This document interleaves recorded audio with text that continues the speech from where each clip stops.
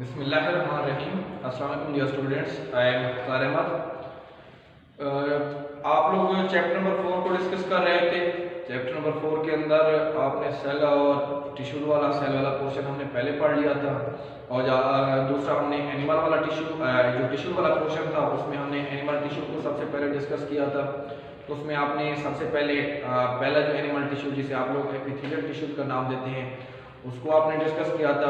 बाकी हमारे पास जो 3 टिश्यूज हैं आज हम उनको क्या करते हैं, डिस्कस करते हैं। टिश्यू का आपको कंसेप्ट मैंने तमाम लेक्चर्स के अंदर दिया हुआ है कि टिश्यूज क्या होते हैं। टिश्यू ग्रुप ऑफ सेल्स हैं जिनके अंदर ये एबिलिटी होती है कि वो कोई कॉमन फंक्शन जो है वो क्या करते हैं, परफॉर्म करते हैं।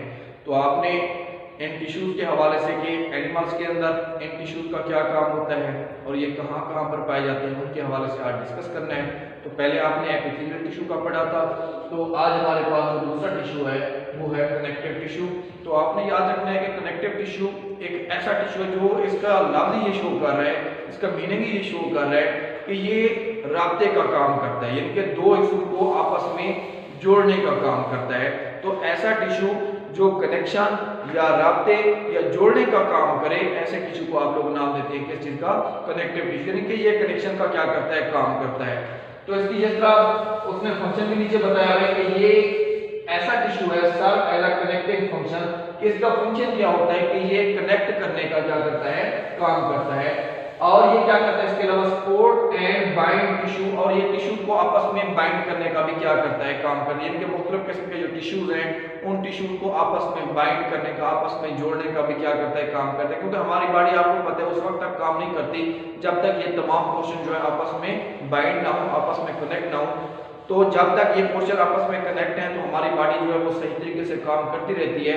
अगर इनके दरमियान किसी किस्म का कोई प्रॉब्लम आ जाता है कनेक्शन के हवाले से, तो तब इसके फंक्शन के अंदर क्या होता है, इसके फंक्शन के अंदर भी प्रॉब्लम ही आते हैं। तो सबसे पहले कनेक्टिव टिश्यू का हम लोग पहला फंक्शन देखते हैं कि serve as a connective function, कि ये जोड़ने का क्या करता है, काम करता है बॉडी के मुख्तलिफ पार्ट को। इसके अलावा second supports and bind tissue, और मुख्तलिफ किस्म के टिश्यू को क्या करता है, सपोर्ट और बाइंड करने का भी, उनको सहारा देता है और उनको आपस में बाइंड करने का क्या करता है, काम करता है। इसके अलावा ये टिश्यू जो है वो कहते हैं कि through out the extracellular matrix, यानी कि पूरे एक्स्ट्रासेलुलर मैट्रिक्स के अंदर, मैट्रिक्स कहते हैं फ्लूइड को जो सेल के अंदर मौजूद होता है, तो उस टोटल फ्लूइड के अंदर ये जो कनेक्टिव टिश्यू है ये पाया जाता है, फैला हुआ होता है। क्यों फैला हुआ होता है, ताकि उस सेल के जो मुख्तलिफ पार्ट्स हैं उन पार्ट्स को आपस में क्या, उन पार्ट्स को आपस में जोड़ा जा सके। अब इसकी जो कॉमन एग्जांपल कनेक्टिव टिश्यू की दी है कि वो कौन कौन से कनेक्टिव टिश्यू जो है वो हमारी बॉडी के अंदर हो सकते हैं। जो पहला कनेक्टिव टिश्यू है उसने यहाँ पर जिक्र भी किया है कि कार्टिलेज है। कार्टिलेज बोन लाइक होता है, कि ये हड्डियों की तरह होता है लेकिन ये हड्डी नहीं होती, ठीक है। इसे करी हड्डी का नाम भी देते हैं कि ये हड्डी की तरह तो शेप में होगा, मतलब मगर उससे अगर स्ट्रेंथ की बात करते हैं, मजबूती की बात करते हैं, तो मजबूती में उससे ये क्या होता है, कम होता है। जैसे आप लोग नाम देते हैं जिसका कार्टिलेज का found around the ends of the bone, कि ये बोन्स की जो एंड हैं उनके दरमियान, यानी कि जहां पर दो आपस में जॉइंट्स मिल रहे होते हैं, तो जॉइंट्स के दोनों साइड के ऊपर क्या होते हैं, बोन्स होती है। इस साइड के ऊपर भी बोन है, इस साइड के ऊपर भी बोन है, तो उन दोनों बोन्स को आपस में कनेक्ट करने का, आपस में जोड़ने का क्या करता है, ये काम करता है। अगर इन दोनों, ठीक है, बोन्स के ये दरमियान में मौजूद ना होता तो जो बोन्स है वो हरकत नहीं कर पाते, जो हमारे जॉइंट है वो हरकत नहीं कर पाते, तो उनको आपस में, ठीक है, हरकत करवाने के लिए, उनको आपस में जोड़ने के लिए, आपस में कनेक्ट करने के लिए उन दोनों के दरमियान कार्टिलेज रख दिया जाता है। और ये कार्टिलेज क्या करता है, उन दोनों बोन्स को आपस में जोड़ता भी है और उनके मूवमेंट के अंदर भी क्या करवाता है, मदद करता है, ताकि दोनों बोन्स जो है वो इस तरीके से क्या कर सके,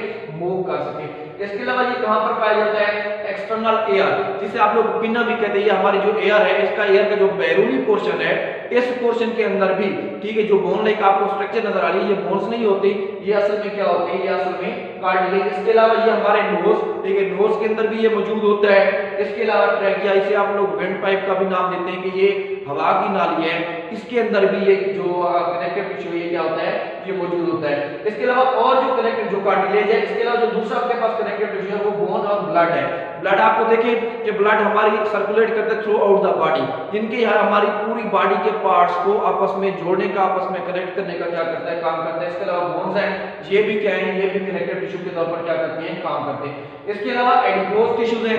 एडिपोज टिश्यू असल में ऐसे टिश्यू होते हैं जो एनर्जी रिलीज करते हैं, जब ये ब्रेक करते हैं तो ये एनर्जी को रिलीज करने का काम करते हैं, एनर्जी स्टोरेज का काम करते हैं। Found around kidney under skin, ये किडनी में पाए जाते हैं और स्किन के अंदर भी ये क्या होते हैं, मौजूद होते हैं। It provide energy and support to organ, के ये एनर्जी भी क्या करते हैं, मुहैया करते हैं और सपोर्ट भी मुहैया करते हैं मुख्तलिफ किस्म के जो हमारे बॉडी के ऑर्गन्स हैं उन ऑर्गन्स को। जिस तरह ये किडनी के बाहर मौजूद होते हैं तो किडनी को सपोर्ट और एनर्जी मुहैया करने का भी ये क्या करते हैं, काम करते हैं। इसके अलावा हमारे पास डायग्राम के अंदर भी शो किया गया है कि ये आपके पास कार्टिलेज है, इसके अलावा ये उसने आपको शो किया हुआ है ब्लड के हवाले से, बोन्स के हवाले से शो किया हुआ है, और ये आपको डायग्राम के अंदर उसने एडिपोज टिश्यू का शो किया जो उसने लास्ट में बताया कि ये मुख्तलिफ ऑर्गन्स के इर्द गिर्द मौजूद होता है और एनर्जी मुहैया करने का एनर्जी मुहैया करने का ये काम करता है। नेक्स्ट आपके पास जो टिश्यूज है इनको आप लोग नाम देते हैं मसल्स टिश्यू का, और ये ऐसे टिश्यूज है जो हमारे बॉडी के अंदर मसल्स को बनाने का क्या करते हैं, काम करते हैं। क्योंकि हमारी जो टोटल बॉडी है ये बोन से बनी हुई है, अगर इन बोन्स के ऊपर मसल्स नहीं होंगे तो ये हरकत नहीं कर पाएंगी। तो इस वजह से ये जो मसल्स हैं इन मसल्स के अंदर कंट्रैक्ट करने की सलाहियत होती है, तो जब ये कंट्रैक्ट करते हैं तो ये बोन्स के अंदर मूवमेंट पैदा करने के क्या होते हैं, ये जिम्मेदार होते हैं। यहाँ पर उसने 3 किस्म के आपको मसल दिखाए, स्केलेटल मसल दिखाए हैं, इसके अलावा स्मूथ मसल दिखाए हैं, और तीसरे नंबर पर आपको कौन से मसल दिखाए, कार्डियक। कार्डियक टर्म इस्तेमाल की जाती है हार्ट के लिए कि ये ऐसे मसल्स हैं जो हार्ट हमारे को बनाने के अंदर क्या करते हैं, मदद करते हैं। इसके उसने आपको कैरेक्टर भी बताए हैं कि ये कौन कौन से होते हैं। पहले उसने स्केलेटल मसल्स का बताया कि स्केलेटल मसल्स ऐसे होते हैं जो स्ट्रिएटेड होते हैं, कंटेन मैन न्यूक्लियाई, कि इनकी ये स्ट्रिएटेड से होना ये धारीदार होते हैं और इसके अंदर बहुत सारे जो न्यूक्लियाई हैं वो मौजूद होते हैं, और इनका काम क्या होता है, इनका काम ये होता है कि ये हमारे बोन्स के अंदर मूवमेंट के लिए मूवमेंट पैदा करने के जिम्मेदार होते हैं। दूसरे नंबर पर उसने स्मूथ मसल का बताया है, found in the alimentary canal, कि ये एलिमेंट्री कैनाल के अंदर क्या होते हैं, पाए जाते हैं, यूरिनरी ब्लैडर के अंदर पाए जाते हैं, और ब्लड वेसल्स के अंदर क्या होते हैं, ये मौजूद होते हैं। और इनका काम क्या होता है, ये भी आप लोगों के पास जो है स्ट्रिएटेड नहीं होते, और इनमें जो न्यूक्लियस है वो सिंगल पाया जाता है। ऊपर उसने स्केलेटल मसल में आपको बताया था तो वो स्ट्रिएटेड होते हैं, धारीदार होते हैं। ये मसल जो है ये आपके पास स्ट्रिएटेड नहीं होते, ये धारीदार नहीं होते। तीसरे नंबर पर आपके पास कार्डियक मसल आ जाते हैं। कार्डियक मसल का मैंने आपको बताया कि ये हार्ट के अंदर पाए जाते हैं, हमारे दिल के अंदर पाए जाते हैं। और ये कैसे होते हैं, इनका काम ये होता है कि present in heart wall cells are striated, ये हार्ट वॉल में पाए जाते हैं और इनका काम ये होता है ये स्ट्रिएटेड होते हैं, मतलब ये भी धारीदार होते हैं। और इसके अलावा इनके अंदर भी सिंगल न्यूक्लियस पाया जाता है, और इनका काम क्या होता है कि ये हार्ट के अंदर हार्ट वॉल्स में मौजूद है, तो ये हार्ट बीट के अंदर क्या करते हैं, दिल को धड़कने के अंदर क्या करते हैं, मदद करते हैं। तीसरे नंबर पर उसने आपको बताया कौन से, नर्वस टिश्यू, कि ये नर्वस टिश्यू कैसे होते हैं। नर्वस टिश्यू को आपको पता है कि ये ऐसे टिश्यूज होते हैं जो न्यूरॉन्स के जरिए throughout the body messages को कैरी करने का क्या करते हैं, काम करते हैं in the form of nerve impulses, के नर्व इंपल्स की सूरत में ये मैसेज को कैरी करते हैं from one part of the body to another part of the body. अब ये इसका फंक्शन क्या होता है, जिस तरह उसने बता दिया, मैंने आपको पहले बताया कि ट्रांसमिशन ऑफ इंपल्सेस, इंफॉर्मेशन या इंपल्सेस अमंग बॉडी पार्ट्स, की जो बॉडी के मुख्तलिफ पार्ट्स हैं उनके दरमियान जो इंफॉर्मेशन है उस इंफॉर्मेशन को ट्रांसमिट करने का, पहुंचाने का क्या करते हैं, काम करते हैं।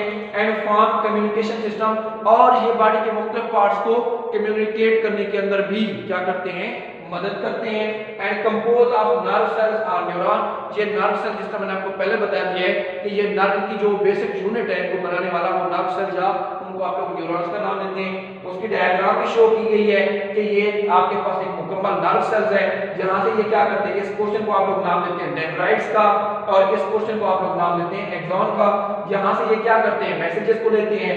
ये इसकी सेल बॉडी है जिसमें न्यूक्लियस मौजूद है, यहां से ये मैसेज को रिसीव करते हैं, और फिर यहां से रिसीव करने के बाद इस रास्ते से ये बॉडी के मुख्तलिफ पार्ट्स में, जिसे आप लोग एक्सॉन का नाम देते हैं, उन मुख्तलिफ पार्ट्स के अंदर इस मैसेज को क्या कर देते हैं, इस मैसेज को पहुंचाते हैं, ताकि बॉडी के जो मुख्तलिफ पार्ट्स हैं उनके दरमियान एक कम्युनिकेशन का जो सिस्टम है वो बरकरार रहे, वो आपस में जुड़े रहे, और उनके दरमियान आपस में जो रब्त का सिस्टम है वो ना टूट पाए।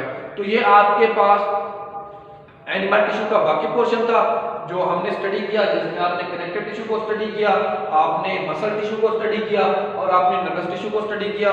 तो इसमें आप लोगों को जो होमवर्क दिया गया है वो भी आप लोगों ने करना है, और इसके अलावा इसमें किसी किस्म की कोई बात आपको समझ नहीं आती तो वो आप कॉल के जरिए या व्हाट्सएप के जरिए मुझसे पूछ सकते हैं। अल्लाह हाफिज़, सी यू नेक्स्ट।